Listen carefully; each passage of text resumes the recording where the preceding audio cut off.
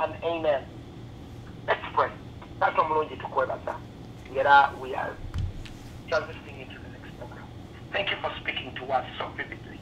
Thank you for speaking to us a word that will heal our families, heal our father and the son, a mother and a daughter, a father and a daughter, a mother and a son. Heal our families. In that way, that our children will realize that we care about the things of God. Where we have wronged them, let us be bold enough to say, I'm so sorry. Please forgive me. Let's pray together. Let's read the Bible together. We're not clicking a kukana akantu. Yes, Mama Sang. Diligently teach the word. Talk about the word. In the house, on the road, when we go to bed, when we rise up. Hallelujah, hallelujah, hallelujah, hallelujah. And somebody will declare loud, amen, and amen, and amen. See you tomorrow in the name of the Lord. This session is no longer being recorded. Mukama yebazibwe, abooluganda twebaza Katonda olunaku olwaleero. Mwebale kubeerako, Musumba Timothy, thank you very much. Webale kubeerako kuyigiriza kigambo kya Katonda. N'abooluganda abatuwuliriza olunaku olwaleero tubaaniriza nnyo nga tuzze ku mukutu gwaffe ate okuyigiriza nate. Kansubire mu mpulira bulungi abali ku cyberspace, abooluganda mwenna abali ku cyberspace, twebaza Katonda olw'obudde lw'emuwaayo okuwulira ekigambo kye. Era nga tugenda okutandika, mbadde mbasaba muggyeyo amasimu gammwe, ebitabo byammwe, kalaamu, kubanga tugenda kuyigiriza student yenna bw'ajja mu kirasi aba n'ekitabo okuwandiika notes. Ng'era tugenda okuyiga. Kusookera ddala mu byonna njagala ofune essimu yo osharinga obubaka buno obugenda okuyigirizibwa, sharinga eri abalala basobole okujja. Leero tugenda okuyigiriza ku mutwe ogugamba nti okubatiza n'omwoyo part 1. Tubadde tujja tuyigiriza ku bintu by'omwoyo okumala akaseera, era abayagala okumanya ku kuyigiriza kwaffe ode ku YouTube oba ku Facebook n'ogoberera n'owuliriza ebigambo ebibadde byogerwa. Kati tugenda okwogera okubatizibwa kw'omwoyo. Eno part esooka mu kuyigiriza kuno, kubanga okuyigiriza kwaffe kulimu bagiyita series bitendera gye tugisomesaamu, engeri gye tusomesaamu omuntu okusobola okuyiga. Kati eddakiika eno gye nkuwa sharinga, yita owooluganda, yita ow'omukwano, sharinga egende ate osubscribinge ku mukutu guno osobole okubeera nti bw'onoddako okuwuliriza message egenda kujja buzzi gy'oli. Amanya n'eddoboozi Godfrey Ssempeebwa Mubiru, nga ndi mu studio za Diaspora TV, era nga ndi ne Mukyala Mubiru nga ye co-host wange omulala gwe ndi naye nga yali ku kamera, era nga tuyigiriza naye olunaku olwaleero. Twebaza Katonda buli mukisa gwatuwa okujja okubeera nga tuyigiriza ekigambo kya Katonda. Solomon agambye mu kuva mu ngero sura 4:2 nti sangayo omwoyo mwana wange mu bigambo bino ebiyigirizibwa. Buli lw'ossaayo omwoyo n'oggulawo omutima gw'okuyiga kikuyamba ggwe. Ebintu bingi nnyo by'olina okussaayo omwoyo, naye bwe kituuka ku kigambo kya Katonda olina okussaayo omwoyo kubanga kiri mu bulamu bwo. Kati bw'oba omaliriza tegeka Bayibuli yo, tugenda kusaba tulyoke tutandike. Taata tukwebaza olw'akaseera kano buli lwetujja mu maaso g'okuyiga. Twebaza ekigambo ekigenda okitubikkulirwa, twebaza omukisa gw'otuwa buli lunaku okujja okubeera nti tutunula mu ndabirwamu ekigambo kyo ne tusobola okwetereeza. Mukama buli kinoomu azze ku mukutu guno nga tannafuna kutegeera, agenda okufuna okutegeera okuyita mu kigambo ekigenda okwogerwa, okumanya kiki kyali embala gy'alimu nti ali mu mbala ya Kristo. Twebaza nti buli kinoomu asibiddwa, asumululwa olw'ekigambo kyo n'amaanyi ge watuwa nga tulangirira eri abo bonna okuyita mu linnya ly'omwana w'omuyika Yesu Kristo Mukama waffe, by'omu n'agamba nti amiina. Abooluganda nzizeemu obbaaniriza nate abali ku Facebook, YouTube, Twitter ne Instagram. n'abali ku cyberspace mwebale kwefiriza kaseera kujja kulira kigambo kya Katonda era nga tugenda okusomesa olwaleero okubatiza n'omwoyo eno pati esoose gye twogerako okubatiza n'omwoyo tubadde tujja tuyigiriza ku kigambo ky'omwoyo nga gwe abadde atuwuliriza obadde owulira nga twogera ku kigambo ky'omwoyo naye olwaleero twagala kwogera ku kubatiza n'omwoyo ekitundu ekisooka nga bwe tuze tuyigiriza nti omwoyo gwe twafuna era tubadde tujja tuyigiriza nti omwoyo ffe abakkiriza twagufuna dda oluvannyuma lw'okukkiriza omulundi gwe twakkiriza kati guno omwoyo gwe twafuna gunnyonnyola nga tunyonnyola nga tukozesa ensonga ez'enjawulo mu kunnyonnyola ebintu by'omwoyo bino ensonga naye nga zinnyonnyola omwoyo gumu gwe tunnyonnyola tuyinza okukozesa ebigambo eby'enjawulo naye nga tunnyonnyola ku mwoyo gumu oba omwoyo gwa Kristo ate ng'enkozesa yaayo gye tugenda okunnyonnyolamu y'enkozesa y'ebigambo bye tukozesa nga bwe tugenda okutunula ebyawandiikibwa emirundi eyo gisinga oyinza okugamba omwoyo w'omwana omwoyo wa Kristo omwoyo w'obuzaalirwana kati nga ogamba boogedde ku mwoyo w'omwana ate omwoyo wa Kristo kyonna kitegeeza ekigambo kimu niye olw'okuba tukozesa ebigambo eby'enjawulo genda mu kitabo kyaffe ebbaluwa ya Pawulo esooka essuula 1 tuve ku lunyiriro lw'ekkumi paka ku lw'ekkumi-n'ebbiri nagambye ebyawandiikibwa tubireeta bingi naye ebyo ebyogera gye tuli okusobola okufuna okutegeera agambye atya ku lunyiriro lw'ekkumi ebyobulokozi bw'obunnabbi ebyobulokozi obwo bannabbi be baalagulanga ebyekisa ekyali kigenda okujja gye muli baanoonyanga nnyo ne beekenneenya nga banoonya ebiro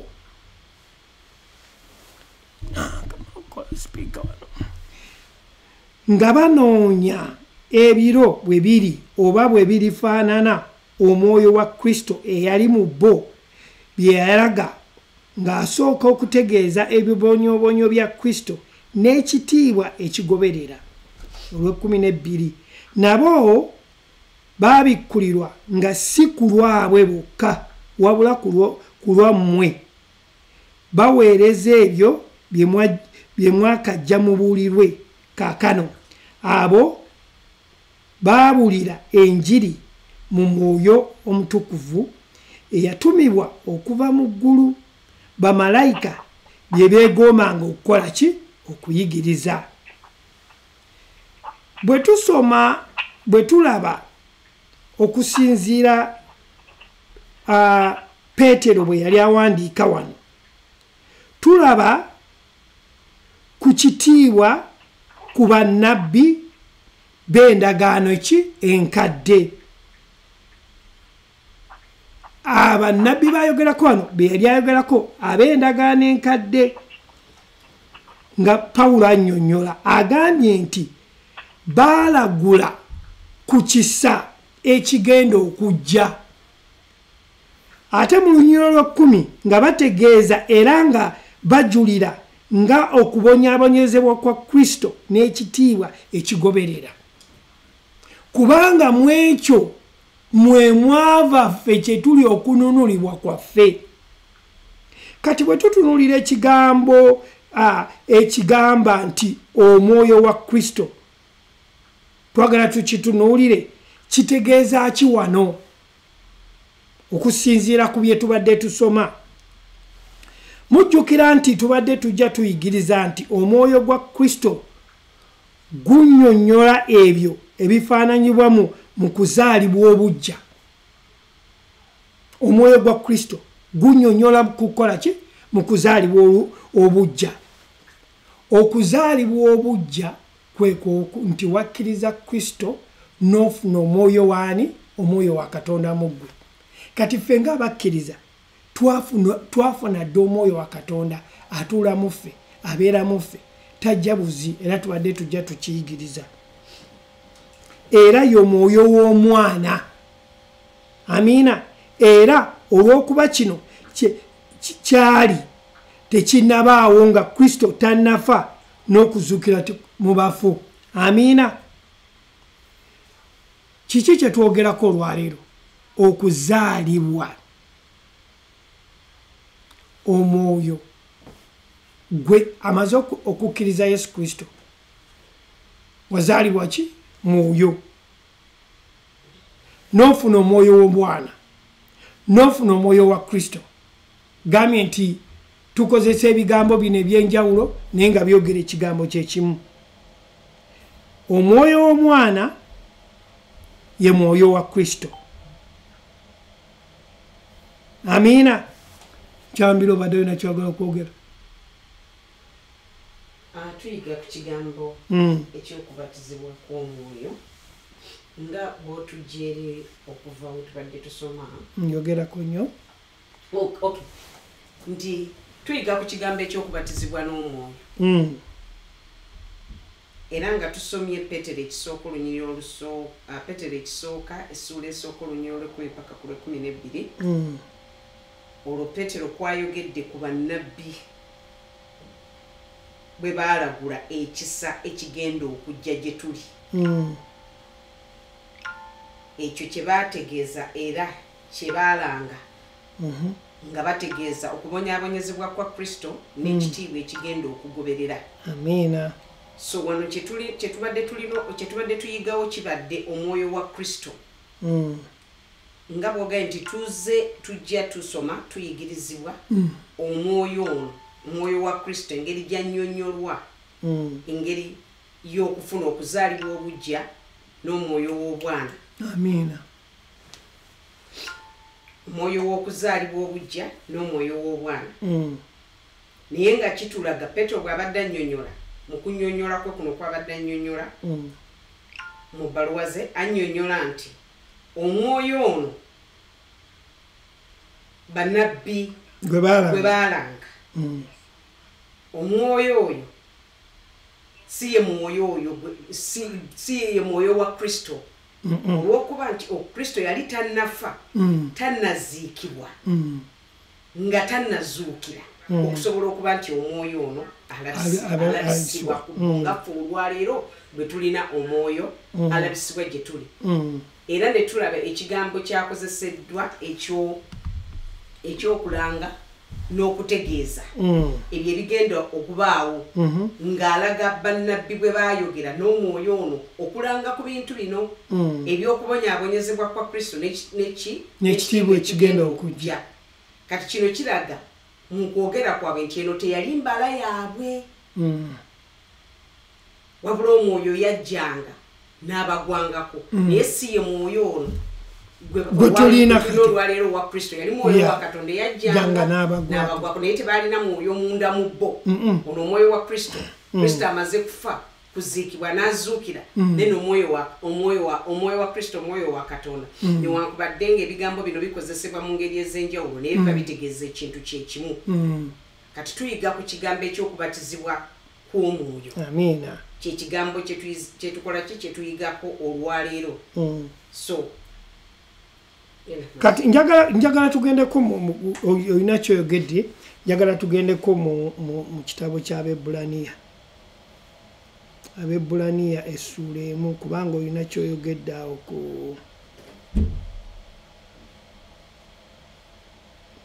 tugendeyo tulabe omwoyo oyo yakola ki eyabagwangako nga si ye mwoyo ono Abebbulaniya essuula emu olunyiriri olusooka agambye edda Katonda yayogeranga ne bajjajjaffe mu ngeri nnyingi ez'enjawulo ng'ayita mu bannabbi naye mu nnaku zino ez'oluvannyuma ayogera naffe ng'ayita mu mwana we gwe yalonda okuba omusika wa byonna era mu oyo mwe yatondera ensi n'ebintu byonna ebiramu ekitegeeza nti omwoyo we ali mu ffe mwakola ki mwayogerera naye singa oliye gwe bayina nga bwokoze luli yajjanga buzzi teyatuulanga muko kati tuyiga ku kigambo ekyokubatizibwa kw'omwoyo nti bwe tulaba era okutegeera tutunuulira olunyiriri luno oluli mu Petero ekisooka lwe tubadde twakasomako Petero ekisooka essuula esooka n'olunyiriri olw'ekkumi naye olw'ekkumi lugambye naye banoonya naye nga banoonya ebiro bwe biri oba bwe birifaanana omwoyo wa Kristo ali mu bo bye yalanga okusooka okutegeeza ebibonyoobonyo bya Kristo n'ekitiibwa ekigenda okujja nabo baawunyanga mwoyo kyoyo kati ekyo kituleetera okumanya nti omwoyo wa Kristo ono kubanga yali tannafa tannaziikibwa tannazuukira si omwoyo oyo atutuula mu ffe si tibaamulina bo naye yajjanga buzzi ku bo kati tuyiga engeri gye twakola ki gye twabatizibwamu okukkiriza kubanga bwe tweyongerayo tulaba olunyiriri oluddako nga lukakasa olunyiriri lwe tuva okusoma lwe lunyiriri olukakasa nti omwoyo omutukuvu yali tannakka kuva mu ggulu kubanga Kristo yali tannafa omwoyo omutukuvu tewali ngeri yonna wasobola kuba nti atuula mu bo kati ekitegeeza tebayinza kuba na mwoyo gwa Kristo ng'ate omwoyo omutukuvu yali tannaweebwa kuva wa mu ggulu. Amiina. Ekiva kitwala omukkiriza okuba nti ekintu kino ategeera ekintu kino bulungi engeri y'okukozesezebwamu endowooza y'okukozesebwamu ekigambo kino ekyokubatizibwa kw'omwoyo nga tusoma mu njiri ennya ye Matayo, Makko, Luka ne Yokaana ne mu bitabo bya bikolwa by'abatume n'ebbaluwa z'abatume okunnyonnyola enkola omwoyo gy'akolamu nga naye alaga ng'alaga engeri gy'akozesebwamu. Era bwe tutunuulira mu kitabo ky'ebikolwa by'abatume ebbaluwa z'abatume nga bitegeeza omulimu gw'omwoyo naye nga zitulaga ekyo ekigenda okukola ki okubeerawo omwoyo w'omunda wadde nga teyeesigamiddwa ku ekyo. Amiina. Bwe kyali kiraga bwe tweyongera mu maaso mu bino mulimu ensonga gamanga okubatizibwa kw'omwoyo n'okujjuzibwa omwoyo. Okuddamu okunyweza kiri kyobadde ogamba ekyokuba nti tulabe ebigambo ebimu ebikozesebwa mu njiri ennya ne mu bikolwa by'abatume ne mu bbaluwa z'abatume engeri y'okunnyonnyolamu enkola y'omwoyo nga naye teraga omwoyo ono w'omunda newankubadde nga kyesigama ku ekyo mu njiri ennya mu bikolwa by'abatume n'ebbaluwa z'abatume. Tunaagenda mu maaso tujja kuba tutegeera ekyo kubanga okutunuuliranga okubatizibwa kw'omwoyo n'okujjuzibwa kw'omwoyo naye kati tutandikire ku kubatizibwa kw'omwoyo okutegeera endowooza eno ey'okubatizibwa kw'omwoyo engeri gye yakozesebwamu mu ngeri ez'enjawulo. Amiina. mu bitabo okuva ku njiri mu njiri ennya ne mu bitabo by'abatume. Amiina. Kati kye twagala okusooka okutunuulira okuviira ddala ku njiri ennya nga bwe kyawandiikibwa nti Yesu ebikwata ku Yesu n'ekitiibwa ekigenda okukola ki okujja kye twagala okutunuulira tulabe nti okusooka kwa byonna okutunuulira enjiri ennya n'ekyekya ebyawandiikibwa eri mu bigambo bya Yesu ebyo ebikwata ku ki kyagenda okukola. Kakati twagala okusoma ebyawandiikibwa bitugamba ki tugenda mu Makko essuula emu tutunuulira enjiri ennya. Lwaki twogera ku njiri ennya? Twogera ku Matayo, Makko, Luka ne Yokaana z'enjiri ennya. Enjiri ennya ze zitulaga obuliwo bwa Kristo mu buntu n'ebiki ebyayogerwa n'ebiki ebyakolebwa. Amiina. Kwe tuyiga kati omwo mu kuyita mu ebyo kwe tuyiga okubatizibwa kw'omwoyo. Amiina. Era enjiri ennya ze ziraga ki? Kristo ng'ali ku nsi kuno. tugende mu Makko essula 1:8 nze mbabatiza n'amazzi naye oyo alibabatiza ki n'omwoyo omutukuvu nze mbabatiza n'amazzi naye oyo alibabatiza ki n'omwoyo omutukuvu era bwe tweyongerayo okusoma mu Yokaana essula 1:33 zino ennyiriri ezijja ziraga ekyo ekyokukozesebwa omwoyo. Amiina. Mu njiri ennya kati lweno njiri ennya ye Matayo nsome Makko olunyiriri olusooka nti nze mbatiza n'amazzi naye oyo alibabatiza n'omwoyo omutukuvu tuyiga okubatizibwa omwoyo omutukuvu. Kati Yokaana 1:33 nange saamanya naye yantuma okubatiza n'amazzi ye ng'agamba nti gwe oliraba omwoyo ng'akka ng'abeera ku ye oyo yabatiza n'omwoyo omutukuvu.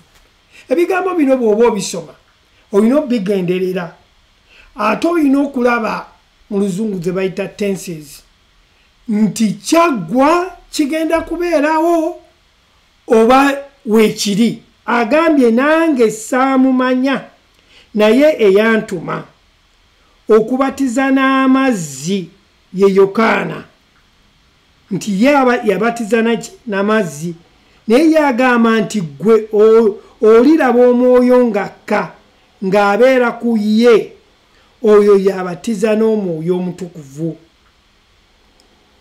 Yokaana yayogera ng'oyo abatiza n'amazzi era nti Yesu agenda kubatiza naki na mwoyo omutukuvu. Yesu yatubatiza n'omwoyo omutukuvu tabatiza n'amazzi. Bwe yazuukira mu bafu yaddamu okujuliza ebigambo ebyo ebyayogerwa. Agambye mu Yokaana 1:33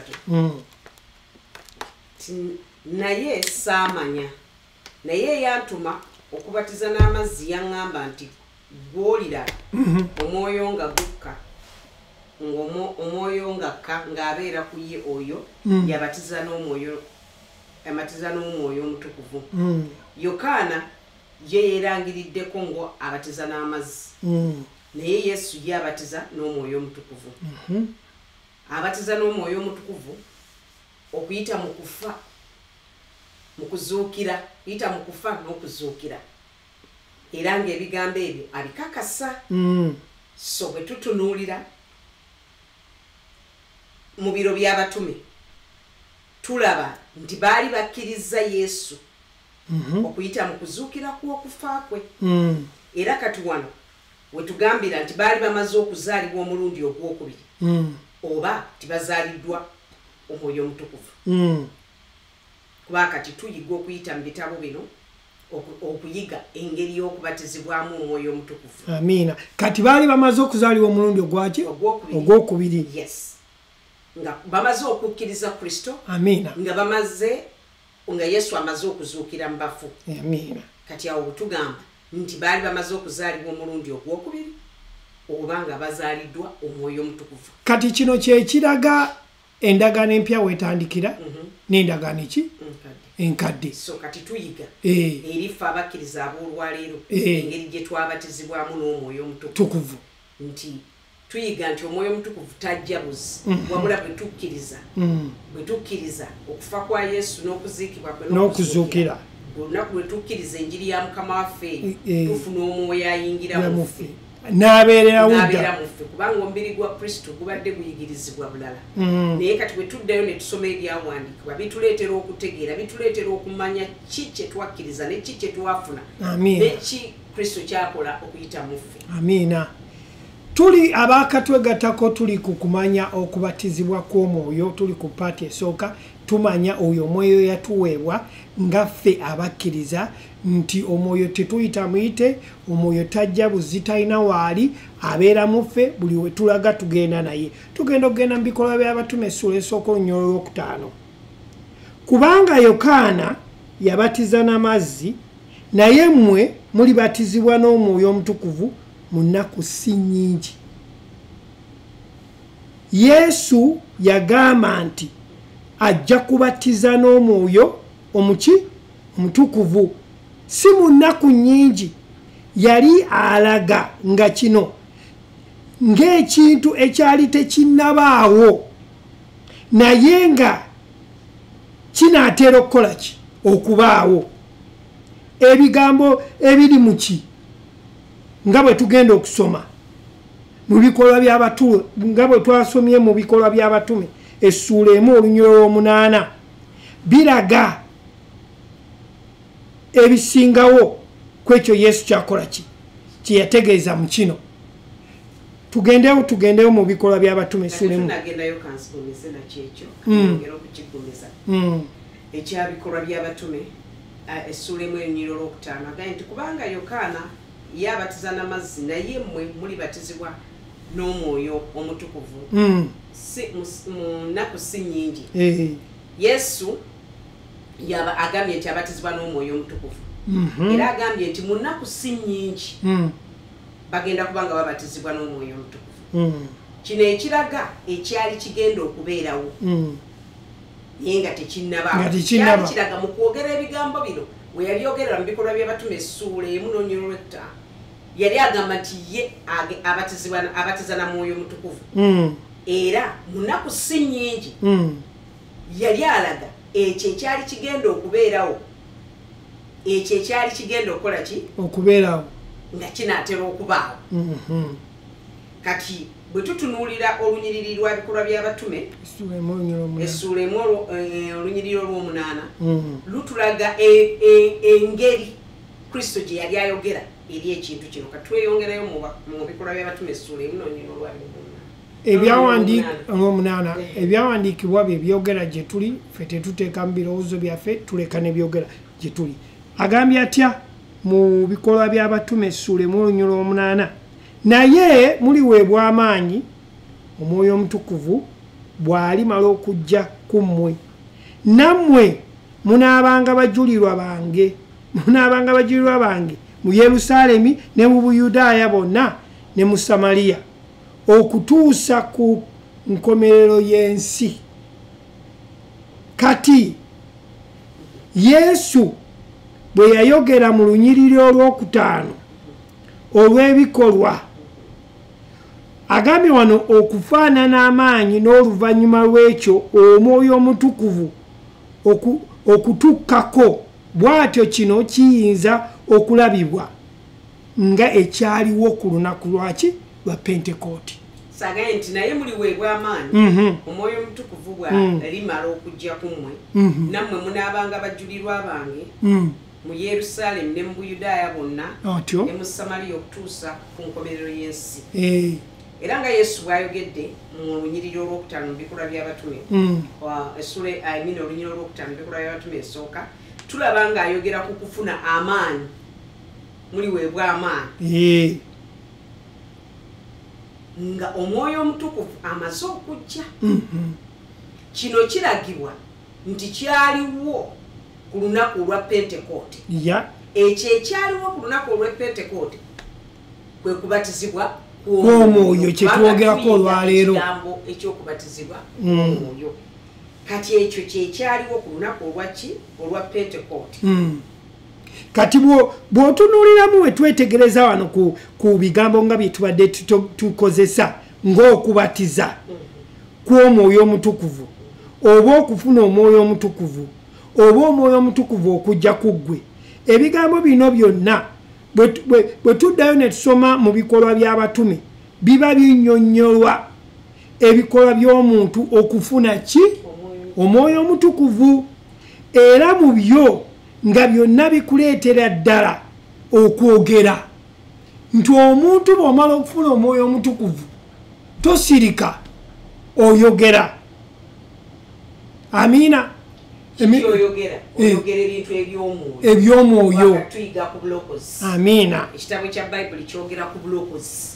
Amiina. Tuyiga ku kigambo obulokozi buno bwe twafuna bwe twalokolebwa okuva mu kibi okudda eri Katonda. Kati kyetwokola kiki okuva mu kizikiza okudda eri ekitangaala, kyetwogerako ekigambo kino ekyokubatiza ebigambo bino bye tugambye bikozesebwa nga omwoyo omutukuvu okufuna omwoyo omutukuvu okujja. Era twagambye nti ebigambo bino tubikozesa oyinza okulaba ng'ebyenjawulo naye nga bitegeeza ekintu kimu, naye nga bikozesebwa mu ngeri ez'enjawulo, naye nga biba bitegeeza ekintu kimu. So kikutwala okusomesebwa oba okusoma okubitegeera osobola okutegeera, kubanga abantu bannyo nti lwaki tulina okugendayo okusobola okuba nti omubiri gwa Kristo gwetegeera kiki guli buli bwe gutasomesebwa butuufu gupracticinga ebintu ebitali bituufu. So kikiva kitwala abasomesa kyovudolaba nti Paulo bw'abadde awandikira Abefeso 4 agambye nti yanyaga ebirabo naawe abatume bannabbi naawe abayigiriza naawe abasomesa abasumba. Lwaki ebirabo bino biweebwa? Bisobola okuyigiriza omubiri gwa Kristo, fenna tusobola okukula okutuuka mu kigere kitegeera ogwa Kristo, mu kigere ekyokumutegeera. Yensonga lwaki nti omukristaayo bw'amala okulokolebwa alina okusomesebwa okutegeera kino kyayingiddemu, obulokozi buno bwayingiddemu, obulokozi buno obwamuweebwa oba obulokozi buno obumununudde okumujja mu kizikiza okumuleeta mu kitanga. Ate bw'okkirira eri wansi egambye aleme okuyuzibwa n'empewo z'okuyigiriza bwe bali nnyo. Kati omukkiriza yensonga lwaki tugenda mpola mpola nga tuyigiriza ngeri ki omukkiriza gye yabatizibwamu n'omwoyo omutukuvu. Amiina.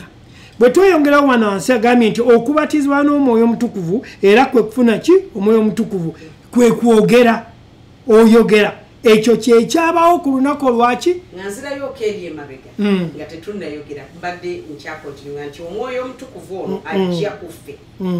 Obyo ebigambo byakozesebwa mu bikolwa by'abatume nga binnyonnyola enkola ey'omuntu ono afunye omwoyo omutukuvu. Kiba kitegeeza nti wabaawo okwogera kuno kwe kwogera kw'ebintu eby'omwoyo.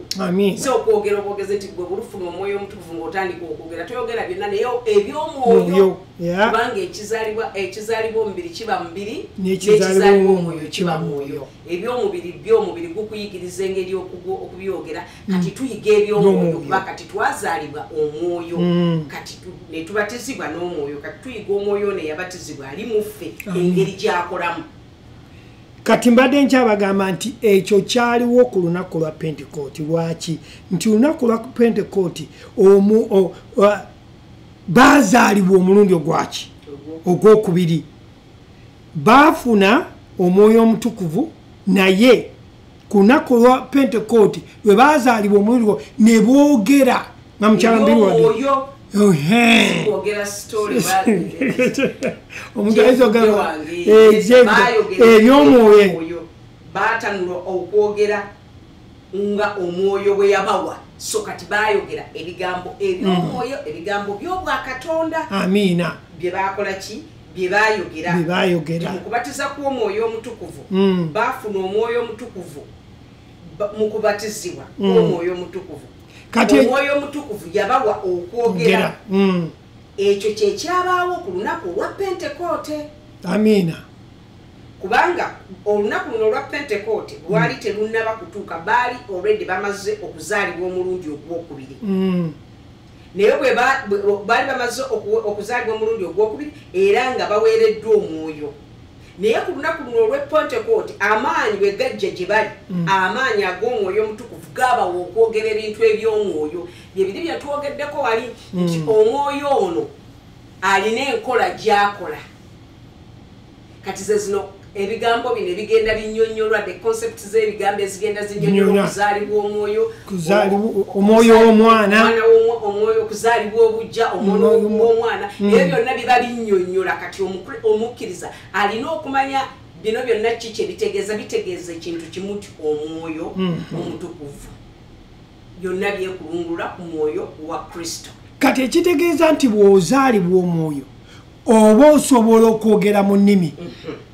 Byebyo ebintu by'omwoyo bye badde oyogerako nti omuntu bw'aba azaaliddwa omwoyo atandika okwogera mu nnimi. Amiina. Kubanga ennimi ze z'omwoyo. Ennimi ze z'omwoyo.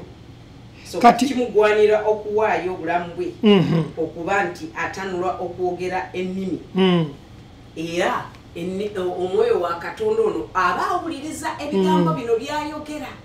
Ayinza okuba nti mukubitandika wano okwogerako satabakatala nga tabitegeera naye y'omwoyo aba ategeera.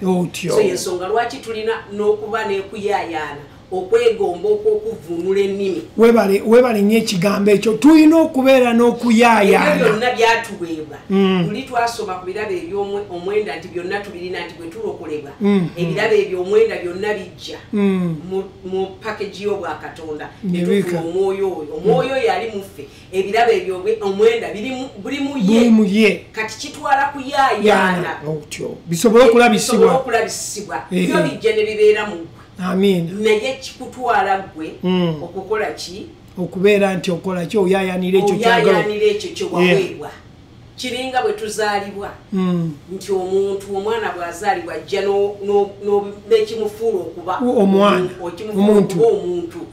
Kati mu kuyita mu kubeera ng'ali nurtured akuzibwa atandika okutambulira mu bino ebimulimu kubanga bitandika okuvaayo. Atandika okutuula, atandika okudduka, atandika okudduka, atandika okukwata, atandika awunyiriza, awulira, n'ebyo tebijja buzi. Yazaalibwa birina. Kati naffe bwe tuzaalibwa omwoyo, naffe omwoyo oyo ajja n'ebirabo ebyo byonna bibeera mu ffe. Kati kitwala ffe okubimanya n'okusomesebwa okutegeera ki kye twafuna ne ki kye tusobola okukola mu ekyo Kristo kye yakola mu ffe. Kati ate okusomesa kuno omuntu baba bagezaako okuyimusa ekyo ekiri mu ggwe kirabisibwe. Titoyiga kiyige nti kiva bweru kiri mu ggwe. Naye kati bagezaako okuyigiriza okutegeeza ekyo ky'olina. Endowooza yeeno esobola okuba nti ekwata ekyo already ekiri munda mu mwoyo. Twogedde okwogera mu nnimi. Gwe nga omukkiriza olina okubeera nti olina okuyayaana mu ggwe osobola okwogera kubanga already omwoyo wa Katonda ali mu ggwe. Oli ayinza okujja n'agamba nti ng'ate bwe njogera mu nnimi ntegeera ntya nti ennimi ze njogera ntuufu. Nedda, gwe tolina kutya mu ggwe kubanga si ggwe weekolekitinga. Omwoyo wa Katonda ali mu ggwe. Buli lw'onoogenda ng'oyogera oyongera okuzimbibwa mu ekyo. Weebale nnyo. Ate era tolina kutya kubanga Yesu agambye nti waliyo eyali asabye omugaati ne bamuwa ejjinja, oba waliwo eyali asabye ekyennyanja ne bamuwa enjaba. Kati weebale nnyo. Ebyo byawandiikibwa byonna bikulu ate kiri eri ggwe okuyaayanaako bw'oba oyagala okutandika okwogera kuno n'okwezimba mu Katonda. Buli lwe weewaayo ofuna okuzimbibwa n'okola mu kigambo kya Katonda. Ekiva kitwala abasomesa abategedde okuba nti basomesa omukkiriza okwetegeera kikyali mu Katonda. Kubanga ebisigadde bino ebirala eby'obuntu byo tubisoma eri amasomero. Tulina amasomero agasomesa tuba twagala kuyiga ku bya finance. Tuna gye tulaga institutions weziri and ba motivation speaker abantu motivating okukola obulungi mu nsi muno nabo weebali. Naye ekkanisa eno omulimu gwayo kwe kuba nti esomesa omukristaayo n'okubikwata ku by'omwoyo. Amiina. Kubanga ye eby'omwoyo ebyo bya bwa Katonda era oyo omuweereza yenna balina kuyigiriza bikwatagana ku mwoyo n'ebyo ebyokufuna ensimbi ebyo byo institution gye ziri Katonda yawo obwonga abaana b'abantu engeri gye bakolamu. Amiina. Engeri gye bayinza okwezimba mu bulamu buno obwa bulijjo n'engeri gye bayinza okuwanyisiganyaamu mu bintu ebyenfuna. Bakola ddiiru zaabwe gye ziri ebyebweru naye kikwatagana ku kkanisa. Bino bintu bya mwoyo bya bulokozi. Kati omukristaayo ono oba omukkiriza ono oba ono yazaalibwa omulundi ogwokubiri eyabatizibwa n'omwoyo omutukuvu oyo aba alina kuyiga bintu bya mwoyo. Bw'amala okuyiga mu kkanisa muno ebintu by'omwoyo n'afuna okutegeera engeri obwa Katonda bwe butambula. Ate tekimuganda kugenda wabweru kusoma byanfuna. Tuli mu mubiri ate tuli mu nsi ey'omubiri ate ensi ey'omwoyo. Kati mu kukibalansinga ensi ey'omwoyo eyigirizibwa engeri ebintu gye bikolebwamu n'ensi ey'omubiri n'egenda n'eyiga engeri ebintu gye bikolebwamu. Tuli mu nsi muno tulya tunywa twambala naye nga tebimala gajja bwe biti. Tulina bye tulina okukola okusobola okuba nti tufuna ensimbi okusasula wetubeera ate oba bwe tutuuka mu bintu by'ensi owaayo emyaka 6 oba 7 8 9 okusoma obwa dokita naye ate bwe tutuuka mu bintu eby'omwoyo tuli bagayavu nnyo ate nga bwe bulamu obwo olubeerera webali nnyo ate nga kwe kwagala kwa Katonda okuba nti tuba n'enkolagana naye okumutegeera n'okutegeera ekyo kikyayagala gye tuli tweyongere mu maaso tugenda mu Matayo essula 7 olunyiriro 11 tuyiga ku kigambo okubatiza n'omwoyo twabakkiriza twabatizibwa n'omwoyo already kyaggwa tetugenda kubatizibwa twabatizibwa n'omwoyo already tugende mu Matayo essula 11 olunyiriro essula 7 olunyiriro 11 agambye atya nti kale mmwe ababi tuva ku kiri kye tusomye wali ne tugamba nti omuntu bw'aba nga ayogedde n'agamba nti nze ate naategeera ntya nti ennimi ze njogera ntuufu wano mukyavude tuleeta luno olunyiriri nti kale mmwe ababi nga bwe mumanyi okuwa abaana bammwe ebintu ebirungi kitammwe ali mu ggulu talisingawo nga badde omwoyo omutukuvu abamusaba ng'atuwadde omwoyo omutukuvu bwati waigwe talisingawo oluusi tugenda ne twerabira Katonda ono bw'atwagala olw'okuba tetunnamutegeera bulungi mbalayi ne tugamba oba Katonda atwagala yatwerabira lwaki aleka gundi nankuba nanziba ssente zange bannange ekyo tekijjaawo bwa Katonda bwe tekijjaawo Katonda mwagala eyo ndowoozayo Bayibuli etugambye mu Yokaana 3:16 bwe yayagala ensi n'okuwaayo singa Katonda yali ayagala kutukuba mboko yandisose nani n'Adamu yennyini kubanga gwe yalagira n'ayonoona wano bwe twayongera mu Makko sura 16 olunyiriro 17 era obubonero buno bunaagendanga nabo abakkiriza banaagobanga emizimu mu linnya lyange banaayogeranga ennimi empya abo be balina omwoyo wa Katonda abo be bakkiriza amiina obubonero buno bunaagendanga n'abo abakkiriza kubanga bamaze okukkiriza kubanga balina omwoyo wa Katonda kubanga babatizibwa oyinza okuwulira ebigambo bino byonna n'ogamba kati ate omwoyo wa Katonda ate okubatizibwa tubatizibwa n'omwoyo wa Katonda yoyo omwoyo atuula mu ffe tubatizibwa n'omwoyo wa Katonda ye mwoyo atuula mu ffe omukkiriza yenna bw'abeera mu Kristo agambye nti banaayogeranga ennimi mu linnya lyange so kati gwe omuntu tolina kutya olina kusumulula n'otandika okugulumiza Katonda n'otandika okuba nti oyogera bw'otandika okugulumiza Katonda olulimi lwo luno lugenda lukyuka bwe lutandika okukyuka totya oyongera mu maaso ng'ogenda okola ki oyogera gyokoma okugenda ng'oyogera obuvumu bweyongera okujja mu ggwe kubanga omwoyo atuula mu ggwe akola okuyita mu ggwe kati omuntu yenna omukkiriza yenna alina okwemanya kiki kyali nti bw'oba oweereddwa omwoyo wa Katonda ali mu ggwe oyogera ofuna obuvumu obukola ki obwogera obusomesa obulagula obwogera mu nnimi ate n'ozivuunula luli twali tuyigiriza kwogera ku nnimi nti bw'obanga ogenda kwogera ennimi olina okumanya wokola ki wozoogerera gwamaze okuzimanya n'ozitegeera bw'obeera eri abantu abatogera mu nnimi ozogera kiba kitegeeza olina okubavuunulira kubanga ebyomwoyo bitegeerebwa bamwoyo kati bw'oyogera mu bantu abatalina bakumanya nnimi zino kati oba olina okuvuunulira kubanga twakiraba nti omutume Pawulo yayigiriza nti kirungi okwogera mu nnimi naye agambye nti naasabanga mu mwoyo naasabanga ne muki I'll pray in the spirit and I'll pray in understanding.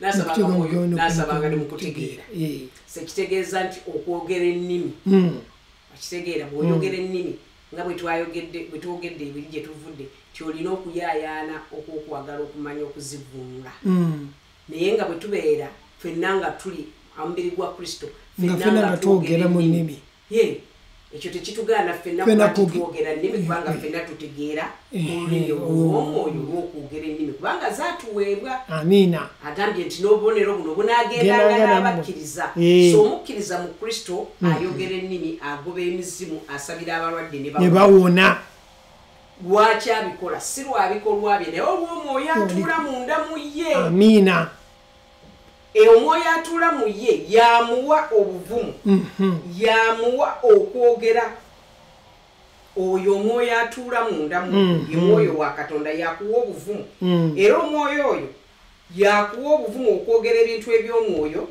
yakuwa obuvumu okusomesa oba okulagula yakuwa obuvumu okuvvuunula ennimi kubanga ye mwoyo atuula munda mu ggwe so kati tubadde tusoma ku kigambo ekyokubatizibwa kw'omwoyo omutukuvu era netujja nga tulaga okuyita mu byawandiikibwa omwoyo ono engeri gyeyagizibwamu kubanga twaliwo wetwogedde awo nti mu njiri ennya eri abasomesa ab'enjawulo obanga tonnasomesebwa kumanya ngeri ki ebyawandiikibwa bino bwe byawandiikibwa n'okubikkulirwa kwabyo oyinza okuba nga obitabulatabula yensonga lwaki mu butasomesebwa kutegeera oba mu kubikkulirwa kw'ebyawandiikibwa bino tufuna obuzibu ne tulowooza omwoyo tuyita muyite lwaki kubanga tuze tusomyesebwa enya nga yesu tannafa tannaziikibwa yali alaga ekigenda okubeerawo kati gwe bw'otamanya kwawula we yayogerera ki ekigenda okubeerawo neki ekyatuukirizibwa kati obeera obuzibwabuzibwa yensonga lwaki kikutwala okusomesebwa yensonga lwaki kikutwala okuyiga wekennyini n'ofuna okubikkulirwa kw'ebyawandiikibwa kuno naye ekisingira ddala kwe kusomesebwa eri abategedde ebyawandiikibwa bino okubivvuunula kwabyo ne mu kubikkulirwa kwabyo kubanga buli lwofuna okuvvuunula okukyamu kitegeeza nti n'enkola ye egenda kubeera nkyamu ensonga lwaki bw'osoma mu njiri zinennya n'olabanga omwoyo okitegeera kubanga mu njiri ennya jjukira yesu katonda yali mu mubiri yesu kristo yajja okuconnectinga n'omuntu asobole okumwerabisibwamu kati yalina okulaga ki kubanga tusomye mu petero mu petero ekisooka okuva ku lunyiriro lw'ekumi paka ku lw'ekumi n'ettaano tuze tulaba nti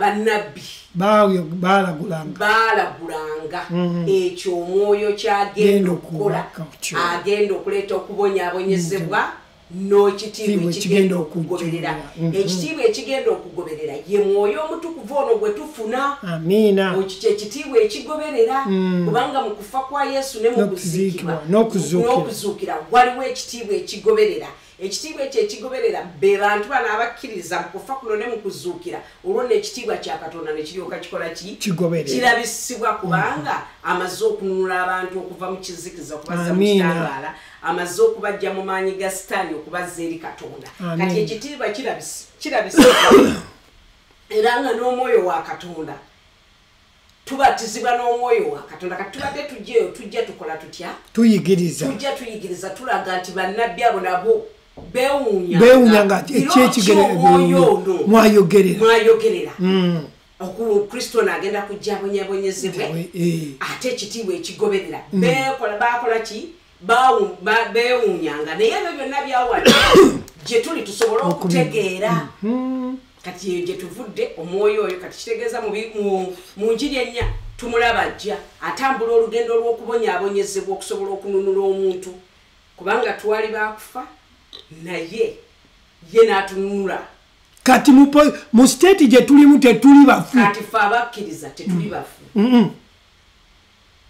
newankubadde olw'okuba tonnasomesebwa kumanya kiki ky'oli tetuli bafu abafu mu mwoyo naye tuli balamu kubanga eggulo twagambye tino omubiri gwaffe gwanunulibwa webale nnyo twanunulibwa ffenna omwoyo gwanunulibwa omubiri gwanunulibwa naye deposit gye tulina ey'omwoyo omutukuvu eyo yeeraga nti omubiri gwaffe gwanunulibwa era okuyita mu mwoyo oyo wa kristo ali muffe ku lunaku luli tugenda kuzuukira omwoyo ogwo gwe gugenda okufuula omubiri guno ogufa twambale omubiri ogutafa ti omubiri guli ogutafa gulimira guno ogufa lwaki lw'omwoyo oyo kati omwoyo oyo ali muffe ye deposit ye security eri muffe eraga nti yenvumbo tubatizibwa n'omwoyo envumbo mama yatutereza ku Luganda naye waliwo okubeera nti omuntu agamba nti omukazi ayinza okugamba nti nazaala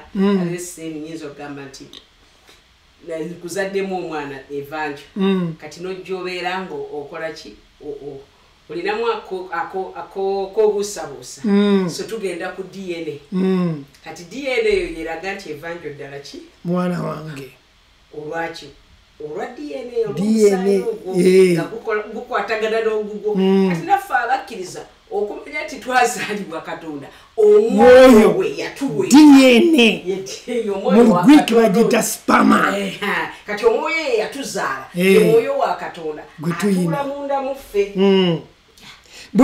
kati ate waliwo ekyawandikibwa kyenjagala tumalirizeeko tugende bingire mu kusaba ebintu bino byonna si byakuloota buloosi si byakubeera nti feeling byakumanya nokkiriza ekyo kyeyaweebwa tugende mu Filimoni olunyolo olw'omukaaga Pawulo awandiikira Filimoni awandiisa atyo eno bayibuli ya Uganda nsaba nti kansome ey'oluzungu kubanga Oluganda luno engeri gye baluwandiiseemu kandabe eno ey'oluzungu egambye bweti agambye nti that the communication of thy faith may become effectual by the acknowledging of every good thing which is in you in Christ Jesus okussa ekimu okw'okukkiriza kwo kulyoke kukolenga omulimu omulungi oguli mu ggwe ne mu Kristo okukkiriza kati olina okumanya nti wabatizibwa nti wabatizibwa n'omwoyo togenda kubatizibwa wabatizibwa dda bwe wakkiriza enjiri ya Mukama waffe n'obatizibwa n'omwoyo gwa Katonda buli mu ggwe omwoyo wa Katonda ali mu ggwe kubanga wazaalibwa omwoyo wa Katonda kati olw'okuba omwoyo wa Katonda ali mu ggwe tulaba Pawulo bw'abadde awandiikira Filemoni amugambye nti okussa ekimu kw'okukkiriza era nsaba nti okutegeeza kw'abalala kwe kukkiriza kw'edda eyange eyogedde okussa ekimu okw'okukkiriza kwo kulyoke kukolenga omulimu omulungi oguli mu ggwe era oguli mu Yesu Kristo okussa ekimu kakitegeeza olina okukkiriza ekyo ekiri munda mu ggwe Kristo ye mwoyo wa Kristo ali mu ggwe okussa ekimu naye olwo nno omulimu gulyoke gulabisibwe omulungi kubanga buli kirungi kiri mu ggwe kati ekyo ekirungi ky'obwa Katonda ekiri mu ggwe olina okukkiriziganyiza wamu nakyo okusobola okuba nti olabisibwa mu kyo kyekyo kye twagambye nti okusomesa kuno omusomesa nga Baluumi 10 bwagamba nti balimanya batya nga teri abakozi eki abagambye ababuulidde yajja n'akubulira n'ayimusa ekyo ekiri mu ggwe kisobole okulabisibwa omulimu gw'omusomesa kutegeeza ekyo ky'olina otyo nakinacalinga okuba nti kivaayo kati bw'omala naawe okutegeera naawe n'omala okwekakasa munda mu ggwe naawe n'olyoka ofuluma n'oyogeza obuvumu ate n'obuulira abalala ng'obaleeta mu bwakabaka bwa Katonda amiina twagala okubeebaza olunaku olwaleero nga tumaliriza tubadde tuyigiriza okubatiza n'omwoyo gw'omukkiriza ali eyo bw'oba abadde tomanyi nti wabatizibwa n'omwoyo olunaku lwe wakkiriza n'okkiriza Yesu Kristo olwo wabatizibwa n'omwoyo n'atuula mu ggwe twali tusomesa olwi ne tusomesa ku permanence and residence nti atuula mu gwe lubeerera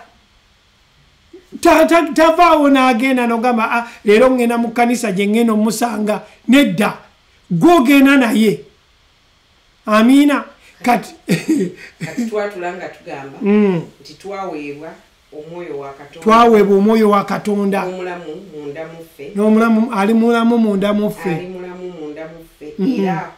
era akola era tukola era nga tukolera mwoyo oyo twaweebwa okwogera ku by'omwoyo okwogera mu nnimi era twakufuna era tukola mu ngeri eyo ey'omwoyo kati bw'oba nga oli eyo oli mukkiriza oba obadde toyogera mu nnimi ke kaseera wooli w'oba otandikira tobuuza nti ate mwami mubiru zino ennimi zenjogera ntuufu bannange ennimi si luzungu nti omuntu agenda duvuunula si luganda ate bayibuli etugamba mbakolisa ekisooka nti bwe tuba twogera mu nnimi twogera nani ne katonda amiina kirabika egundi evuddeko essimu evuddeko abali ku mukutu gwa New Life balabika bavuddeko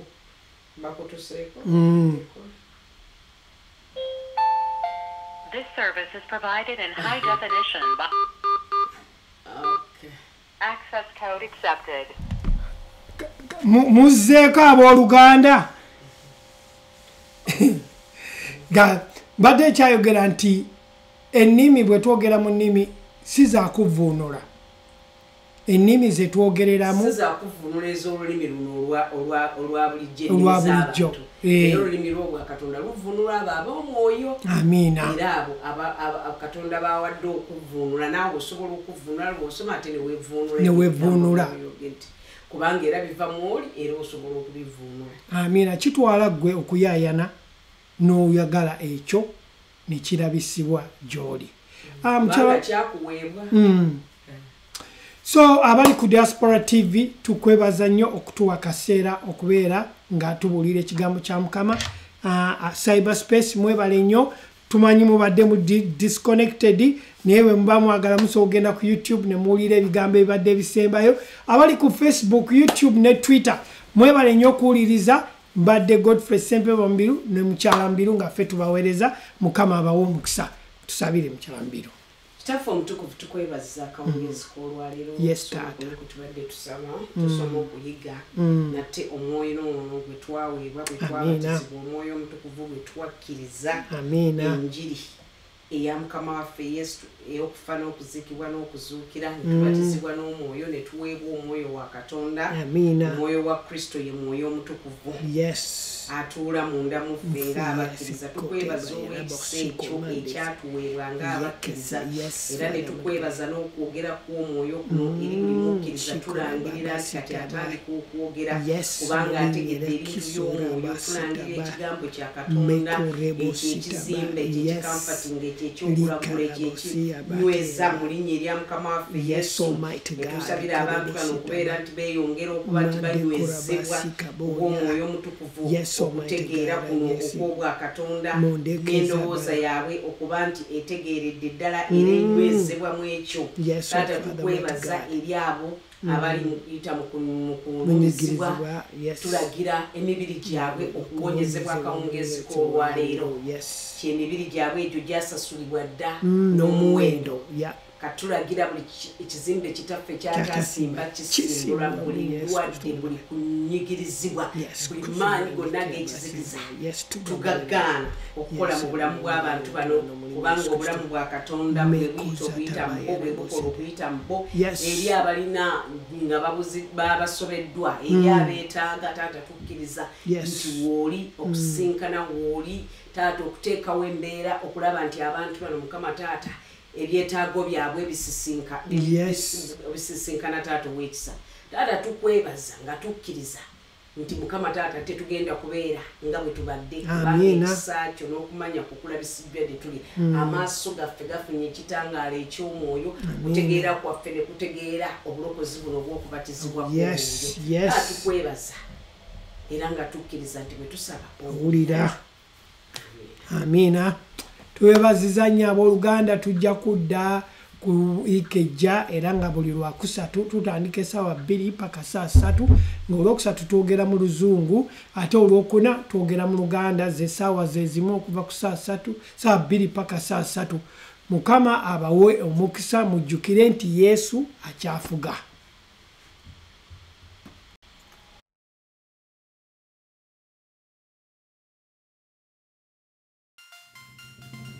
This is Diaspora TV, your #1 global network.